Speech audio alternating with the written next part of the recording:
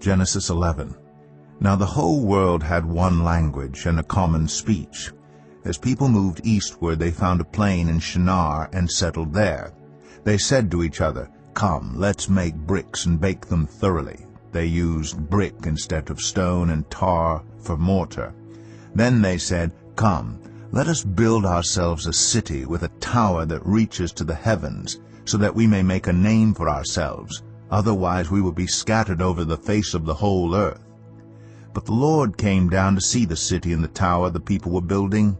The Lord said, "If as one people speaking the same language they have begun to do this, then nothing they plan to do will be impossible for them. Come, let us go down and confuse their language so they will not understand each other." So the Lord scattered them from there over all the earth, and they stopped building the city. That is why it was called Babel, because there the Lord confused the language of the whole world. From there the Lord scattered them over the face of the whole earth.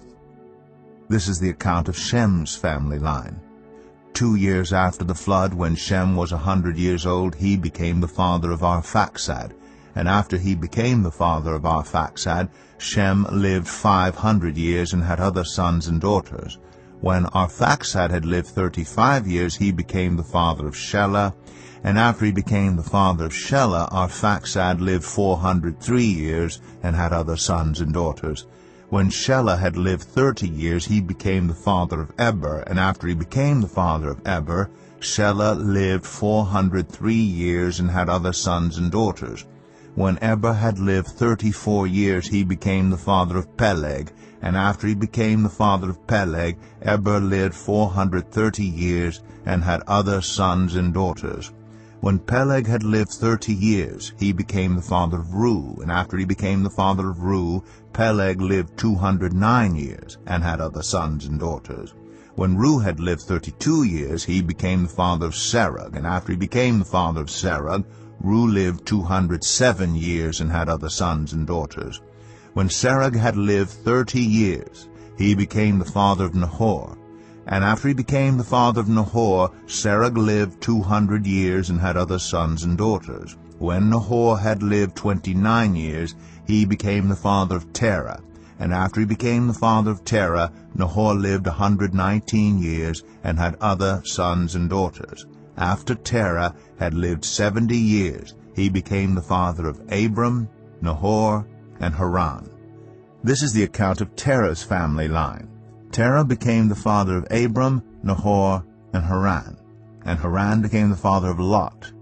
While his father Terah was still alive, Haran died in Ur of the Chaldeans in the land of his birth. Abram and Nahor both married. The name of Abram's wife was Sarai, and the name of Nahor's wife was Milcah. She was the daughter of Haran, the father of both Milcah and Iscah. Now Sarai was childless, because she was not able to conceive.